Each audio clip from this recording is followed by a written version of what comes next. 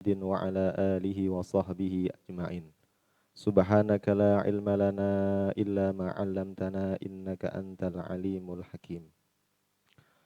اللهم أخرجنا من ظلمات الوهم وأكرمنا بنور الفهم وافتح علينا بمعرفة العلم وسهل أخلاقنا بالحلم واجعلنا ممن يستمعون القول فيتبعون أحسنه وبعد. Alhamdulillahirrabbilalamin. Pada kesempatan di pagi hari ini kita dapat melanjutkan pembelajaran kita tentang ilmu faraid. Sebelum kita mulai atau kita lanjutkan pembelajaran ini, mari kita membaca surat Al-Fatihah. Semoga dengan bacaan surat Fatihah ini nanti Allah akan memberikan kemudahan kepada kita dalam memahami ilmu ini.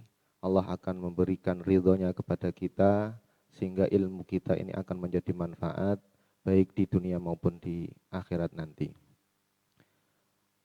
Ala niyatil qabul wa tamami kulli sulin wa ma'mul wa salahi sya'ni zahiran wa batinan fid dini wa dunya wal akhirah dafi'atan li kulli syarrin jalibatan li kulli khairin lana wa liwalidina wa awladina wa ahbabina wa talamidhatina wa tilmidhatina wa asnadidhatina wa ustadhatina wa masyayikhina fid din ma'al lutfi wal afiyah wa ala niyati an Allah yunawwiru qulubana wa qalibana ma'al huda wa tuqa wal afaf wal ghina wal mauti ala dinil islam wal iman bila mihnatin wal imtihan bihaqqi sayyidi waladi adnan wa ala niyati an Allah yaftahu qulubana futuhal arifin wa yasiru kulla umurina min umuri dunya wad din wa yaj'alu alsinatana alsinatan fasihatan fi qiraati kitabikal karim wa yuwaffiquna fi fahmi kitabikal karim wa likulli niyatin salihah wa ila hadrati sahibi hadzal kitab wa ila hadrati Nabi Muhammadin sallallahu alaihi wa alihi wa sahbihi wasallam. Al-Fatihah.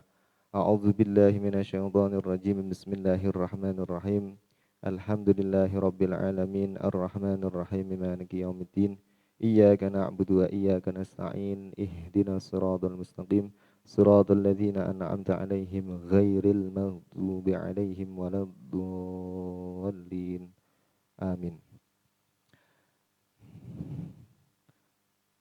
Yang sudah kita pelajari kemarin, kita sudah selesai membahas muqaddimah dari kitab Matnur Rahbiyah. Kemudian di kesempatan kali ini kita akan memulai masuk materi yang sangat berkaitan dengan ilmu faraid itu sendiri. Nah, langsung saja di pagi hari ini kita akan membahas bab asbabul miras, yang pada intinya ini nanti akan menjelaskan faktor-faktor yang menyebabkan seorang manusia berhak mendapatkan harta warisan dari orang yang meninggal. Di dalam kitab tersebut ada dua nazam yang nantinya akan menjelaskan tentang faktor penyebab seseorang berhak mendapatkan warisan, yaitu asbabu mirasil wara thalathah kullun yufidu rabbahul wirasah wahya nikahun wa wala'un wa nasab ma ba'dahunna lil mawarithi sabab. Yang langsung saya artikan, bisa dilihat di layar ya. Di situ tertulis perkara kang bisa nyebabke atau perkara kang bisa nyebabke menungso oleh warisan iku ana telu. Jadi ada beberapa hal yang nantinya menjadi penyebab utama seseorang yang masih hidup berhak mendapatkan warisan dari orang-orang yang meninggal. Dan jumlahnya ada 3. Yang pertama adalah nikah, yang kedua wala, dan yang ketiga adalah nasab. Untuk yang pertama yaitu nikah, di situ saya tulis akad nikah sing sah. Jadi sebuah pernikahan yang sah itu nanti akan menjadi penyebab seseorang yang masih hidup berhak mendapatkan warisan dari orang yang meninggal. Tentunya akad nikah sing sah iki, akad nikah yang sah seperti ini tentunya harus sesuai dengan ketentuan-ketentuan yang ditentukan di dalam syariat atau fikih, di mana harus ada seorang wali dari pihak mempelai perempuan, kemudian ada 2 saksi, kemudian harus ada ijab dan qabul. Ketika semua itu dilaksanakan, syarat-syaratnya terpenuhi, maka nantinya akad pernikahan tersebut sah. Nah, akad pernikahan yang seperti itu nanti, yang seperti ini nanti akan dapat menyebabkan salah satu dari pihak mempelai wanita atau mempelai laki-laki berhak mendapatkan warisan andaikan salah satu di antara keduanya ada yang meninggal. Meskipun dalam kenyataannya mungkin ya terjadi sebuah akad pernikahan dan saat itu yang pihak laki-laki sama sekali belum pernah bertemu dengan perempuannya. Jadi dia ditawari nikah sama anaknya, kemudian langsung di tempat, dia langsung diakadi, mendatangkan 2 saksi, tanpa sama sekali pernah bertemu atau melihat mempelai perempuannya. Dan itu terjadi, akad pernikahan terjadi dan sah karena sesuai dengan ketentuan-ketentuan syariat, meskipun belum pernah ketemu, itu nanti kok andaikan salah satu dari laki-laki atau perempuan, kok ada yang meninggal, maka masing-masing berhak mendapatkan warisan dari pihak lawannya. Kalau yang meninggal perempuan ya berarti nanti suaminya yang berhak mendapatkan warisan.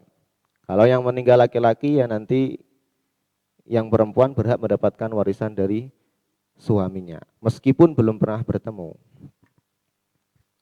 Kemudian yang kedua adalah wala. Wala ini adalah sebuah istilah yang diartikan di sini merdekaake budak. Jadi dulu di masa Nabi Muhammad SAW dan kurun-kurun setelahnya itu masih ada yang namanya perbudakan. Nah, ketika ada seseorang majikan yang memerdekakan budaknya, dan setelah budaknya itu dimerdekakan, ternyata dia meninggal dunia. Budak yang telah dimerdekakan tadi dia meninggal dunia. Dan dia sama sekali enggak punya ahli waris satupun. Dia hanya memiliki bekas majikannya. Nah, yang seperti ini nanti bekas majikan ini bisa mendapatkan harta warisan dari bekas budaknya. Nah, itu dikenal dengan istilah wala. Namun untuk saat ini penyebab yang kedua ini sudah tidak mungkin kita temukan lagi. Karena memang perbudakan ini sudah tiada dan dihapuskan. Jadi untuk yang kedua ini sebab yang menjadi faktor orang bisa mendapatkan warisan, namun untuk diaplikasikan di zaman sekarang itu sudah tidak bisa lagi karena memang sudah tidak ada perbudakan. Kemudian yang ketiga yaitu nasab. Ya seperti kita ketahui nasab itu ya artinya punya hubungan darah. Kalau di sini saya tulis tedak turun atau keturunan. Ayah ke anak, anak ke ayah. Kemudian saudara, baik seayah maupun seibu. Yang jelas nasab ini adalah sebuah istilah untuk mewakili kekerabatan, keturunan, atau adanya hubungan darah. Nah contoh mudahnya ya ketika salah satu orang tua kita ada yang meninggal dunia, maka anak-anaknya termasuk orang yang berhak mendapatkan warisan dari kedua orang tuanya. Mengapa demikian? Karena memang antara kedua orang tua tersebut dengan anak-anaknya punya yang namanya hubungan nasab. Jadi nasab ini adalah salah satu faktor penyebab orang yang masih hidup berhak mendapatkan harta warisan dari orang-orang yang meninggal. Kemudian setelah kita membahas apa saja yang menyebabkan seseorang itu berhak mendapatkan warisan, kali ini kita akan membahas babu mawani'il irsi, yang artinya kita akan membahas hal-hal yang nantinya akan menyebabkan seseorang yang memiliki sebab-sebab yang sudah dijelaskan di atas tadi justru gagal mendapatkan warisan. Contoh kecil mungkin tadi kan saya jelaskan kalau anak yang masih hidup ketika ada orang tuanya yang meninggal, dia berhak mendapatkan warisan disebabkan karena nasab atau keturunan. Tapi ketika anak ini nanti melakukan salah satu hal-hal yang dapat menyebabkan dia tidak jadi mendapatkan warisan, ya akhirnya dia tidak akan mendapatkan warisan. Meskipun dia anak kandungnya, meskipun dia keturunannya. Tapi karena ada faktor-faktor yang justru nanti akan menyebabkan dia tidak jadi mendapatkan warisan.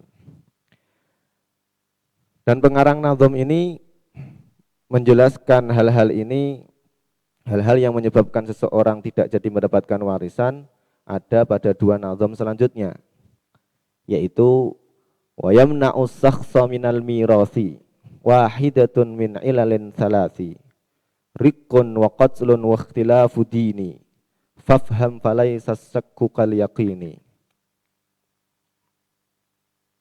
yang artinya perkara kang bisa nyegah menungso saking oleh warisan iku ana telu. Jadi hal-hal yang nantinya justru akan menggagalkan orang-orang yang asalnya berhak mendapatkan warisan justru tidak jadi mendapatkan warisan, yaitu ada tiga. Dikenal dengan istilah mawani'ul irsi. Yang pertama adalah rikun. Kemudian yang kedua adalah qatslun, dan yang ketiga adalah ikhtilafu dinin. Untuk rikun, ini artinya adalah budak. Dan tentunya penyebab yang pertama ini sudah tidak bisa kita aplikasikan lagi di saat ini, karena memang sudah tidak ada perbudakan.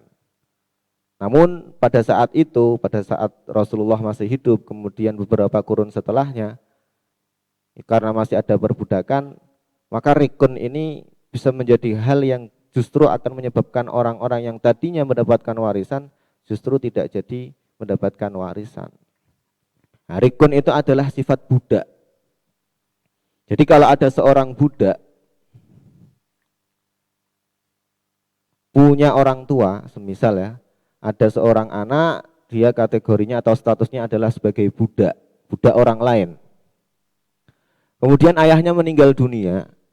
Nah seperti ini, apakah anak kandungnya yang statusnya saat ini menjadi budak itu berhak mendapatkan warisan dari ayahnya, ayah kandungnya sendiri?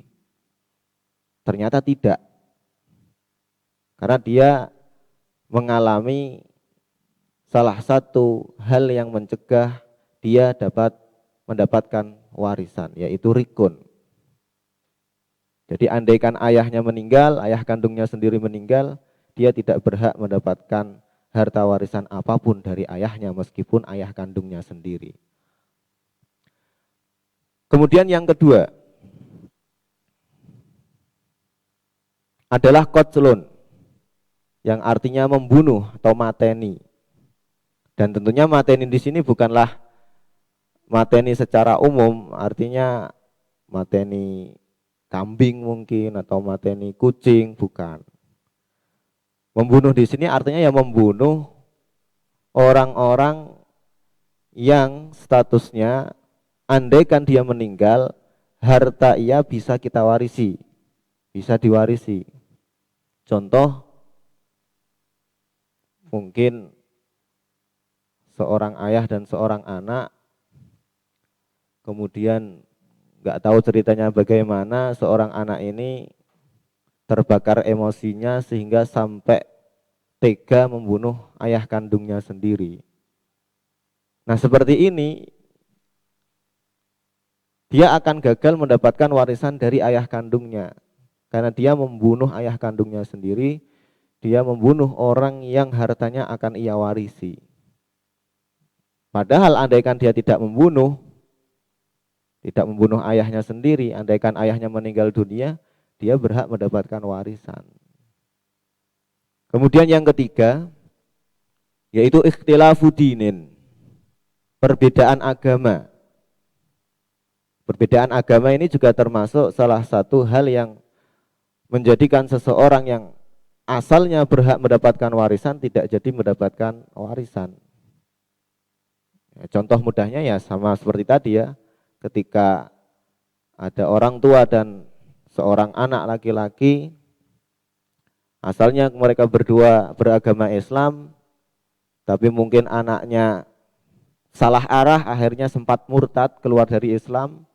Maka saat ayahnya meninggal dunia, anaknya yang seperti ini yang murtad, sudah beda agama dari ayahnya, dia tidak berhak mendapatkan harta warisan dari ayahnya.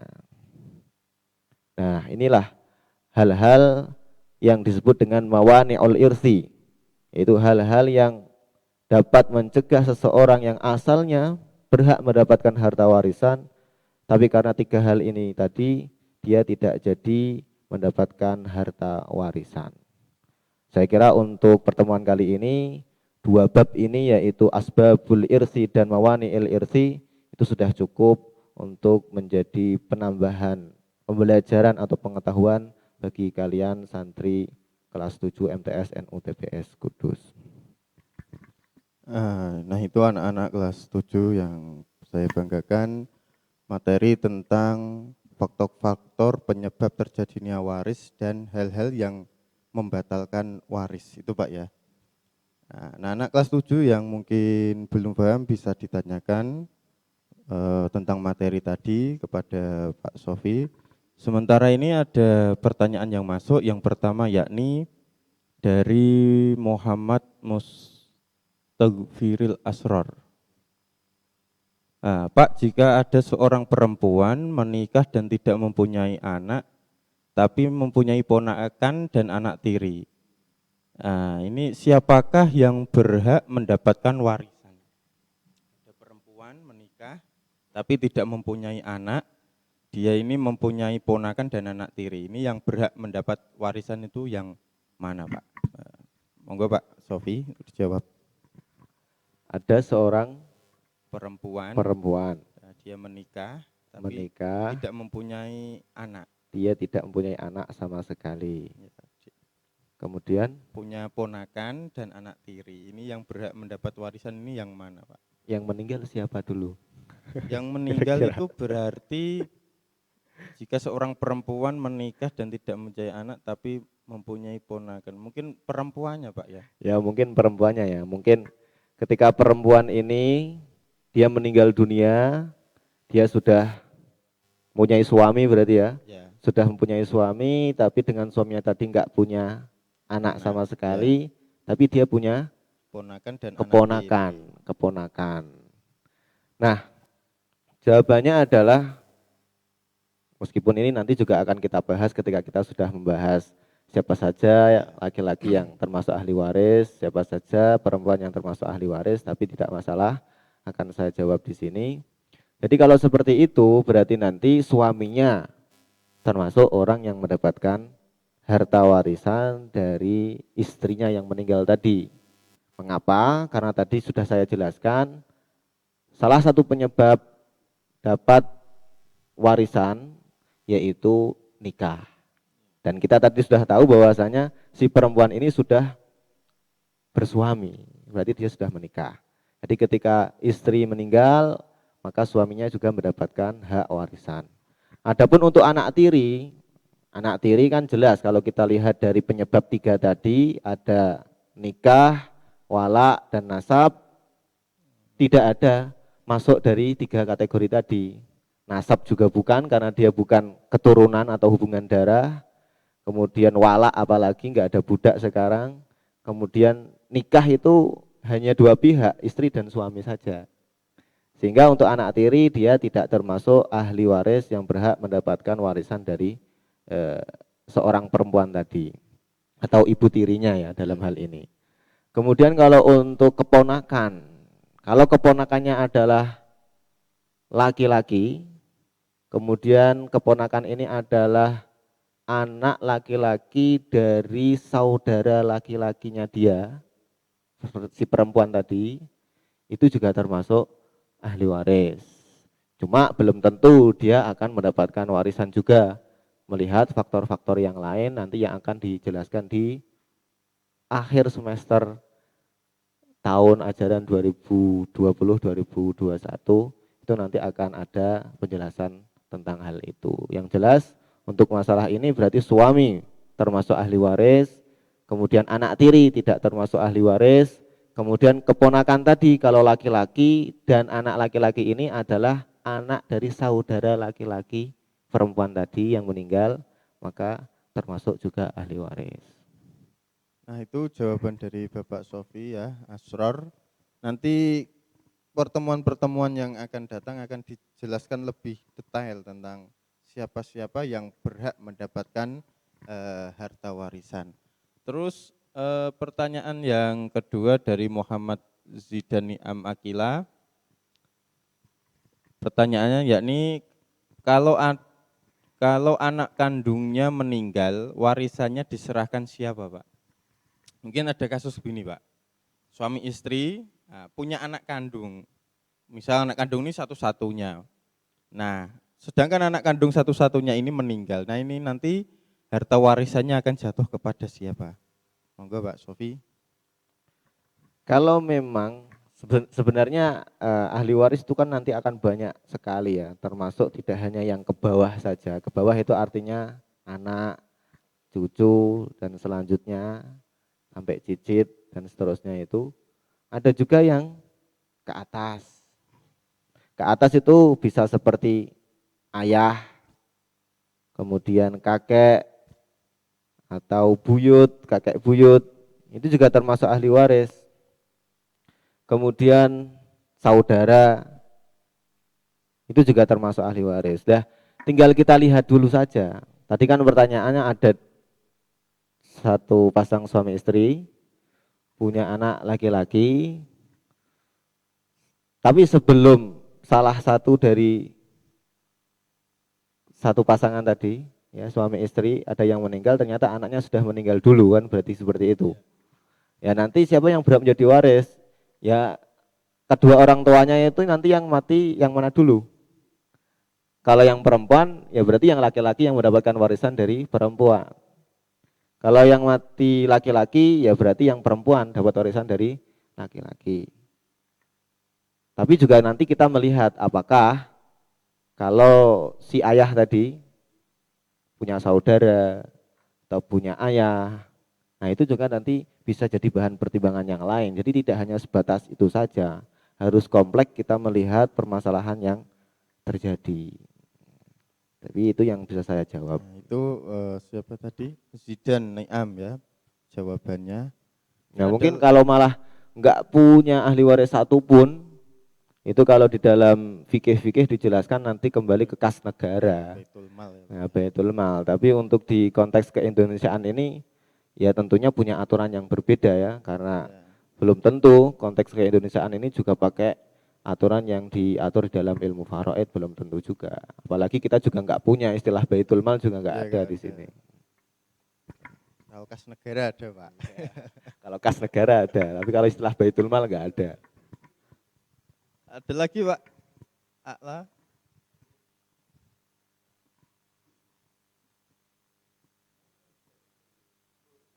Tekan Zidani Am.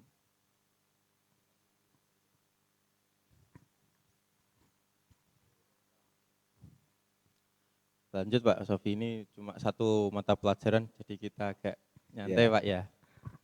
Nah, ini ada pertanyaan lagi dari Afik Madani.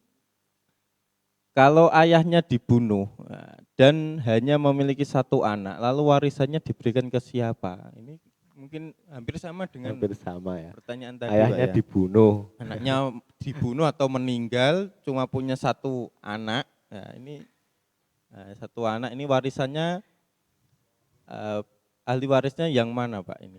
Ya kalau ayahnya tadi dibunuh, ya kalau memang yang bunuh itu bukan anaknya sendiri, bukan saudaranya sendiri, bukan ayahnya sendiri, ya nggak ada masalah pembunuhan itu ya, nggak ada mempengaruhi dapat warisan atau tidak. Yang jelas kalau memang ayahnya dibunuh atau terbunuh oleh orang lain, maka ya anaknya yang dapat warisan.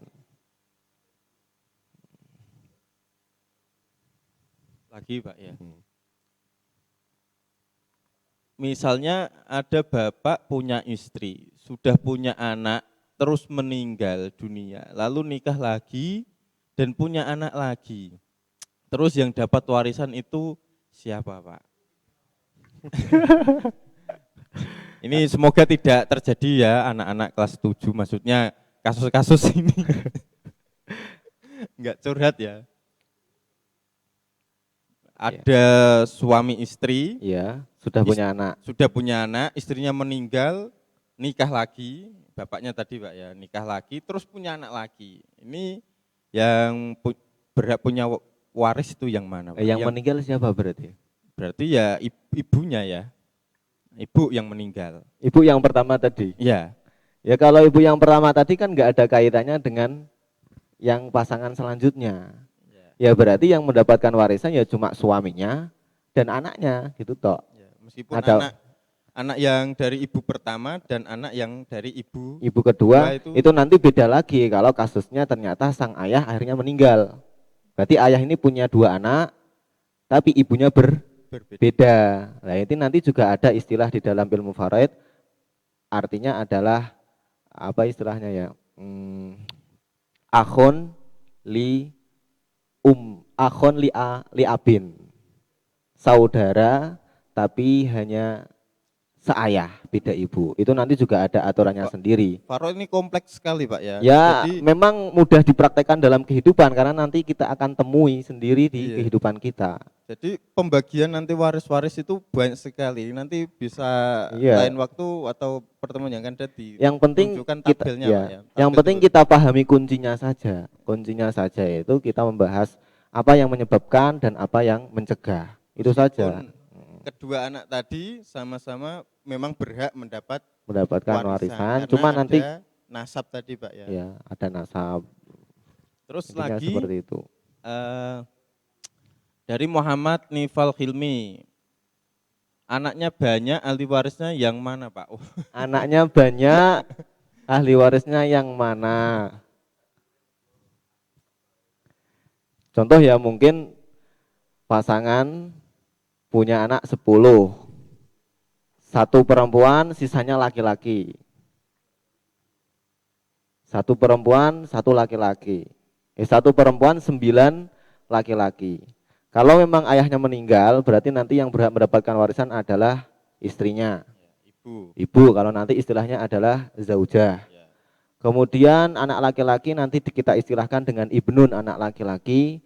Kemudian yang perempuan 1 tadi, anak perempuan bintun berhak mendapatkan warisan, ibnun juga berhak mendapatkan warisan. Namun bagiannya berapa? Nanti juga akan kita bahas di pertemuan-pertemuan akhir mungkin semester 2.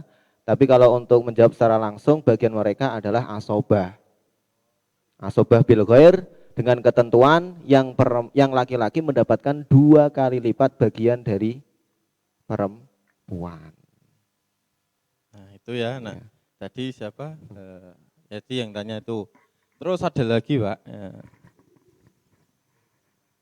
Ada sepasang suami istri. Ini kemudian mengangkat anak dari keponakan sendiri. Keponakan sendiri ini dari suami Pak, dari pihak laki-laki ya. Terus apakah anak angkat tersebut berhak mendapatkan warisan? Mungkin seorang suami istri ini tidak mempunyai anak. Terus dari pihak suami ini mengangkat keponakan. Nah, apakah berhak mendapat warisan? Jadi ada pasangan suami istri yang enggak punya anak, dia punya saudara yang punya anak, akhirnya keponakan dia jadikan anak angkat lah istilahnya. Ya nanti kalau masalah anak angkat atau tidak itu tidak ada urusannya dengan pembahasan kita. selama tidak ada hubungan nasab, maka nggak akan pengaruh terhadap mendapatkan warisan atau tidak. Tapi bisa jadi anak angkat itu bisa mendapatkan warisan bukan atas nama anak, tapi atas nama keponakan. Nah, jika memang keponakan tadi adalah anak laki-laki dari saudara laki-lakinya, maka bisa mendapatkan warisan, tapi bukan atas nama anak, melainkan atas nama keponakan. Meskipun statusnya sudah diangkat sebagai anak angkat. Sudah Pak, ya. Ada lagi?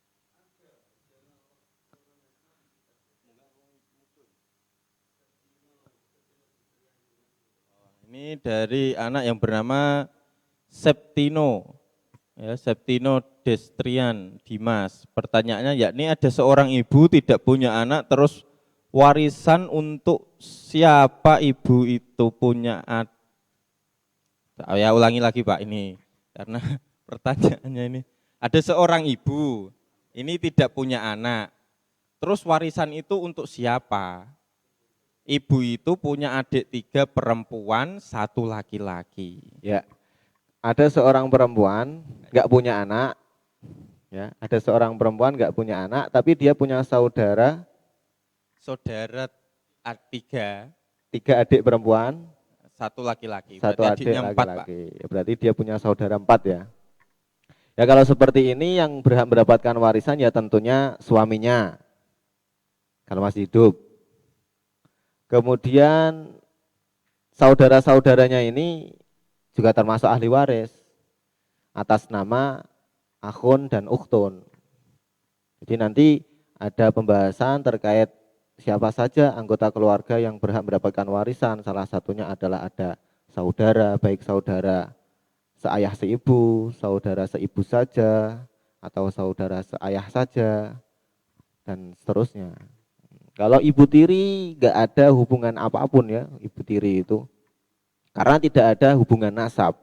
Misal ada seorang ibu tiri yang meninggal, maka anak tirinya ini sama sekali tidak berhak mendapatkan warisan dari harta ibu tirinya, karena nggak ada hubungan nasab. Yang berhak siapa? Ya ayahnya, karena dia sudah melakukan hubungan pernikahan dengan ibu tiri tadi. Ya pokoknya intinya kalau kita pahami itu mudah. Yang penting kuncinya kita tahu penyebab waris adalah nikah, walak dan nasab. Walak sudah tidak ada, berarti otomatis hanya tertinggal 2 saja.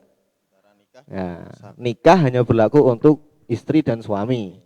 Kemudian yang nasab ini yang banyak sekali nanti cabang-cabangnya. Pertanyaan terakhir ya, dari Muhammad Ahyan Nazin. Ini pertanyaannya, jika ada 2 orang anak, ini 1 persusuan, misal tapi bukan saudara kandung, 1 persusuan. Nah, ibunya meninggal, apakah ini anak tersebut mendapatkan warisan atau tidak? Jadi saudara persusuan ya. Saudara persusuan juga sama, kalau kita lihat dari faktor yang ada, dia nggak punya hubungan nasab.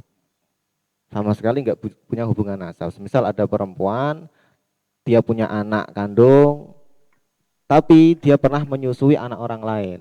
Nah, ketika perempuan tadi meninggal dunia, apakah anak persusuannya juga termasuk ahli waris? Dia berhak mendapatkan warisan dari ibu persusuannya? Tidak. Mengapa? Karena tidak ada hubungan darah. Dia menjadi mahram hanya sebab persusuan saja, dan itu memang sebuah ketentuan yang ada di dalam syariat terkait akhfir rodho'ah, istilahnya seperti itu. Itu ya anak-anak, jadi kuncinya itu 3 yang menyebabkan terjadinya waris. 1 nikah, walak ini merdekakan budak, sedangkan budak ini sudah tidak ada, berarti yang ketiga nasab. Jadi masih ada 2 yang menyebabkan waris, ya, nikah dan nasab. Dari sekian penjelasan tadi ya, karena waktu kita terbatas, sudah habis, maka saya cukupkan. Untuk anak-anak yang kurang paham atau ada permasalahan bisa konsultasi langsung dengan Pak Sofi ya. Siap japri atau siap disowani, siap menjadi konsultan bab waris ya. untuk menghindari terjadinya perpecahan antar keluarga. Untuk Bapak Sofi, terima kasih Pak atas Iya, iya, waktunya, sama-sama. sudah memberikan penjelasan yang sangat detail, panjang lebar. Saya ucapkan terima kasih.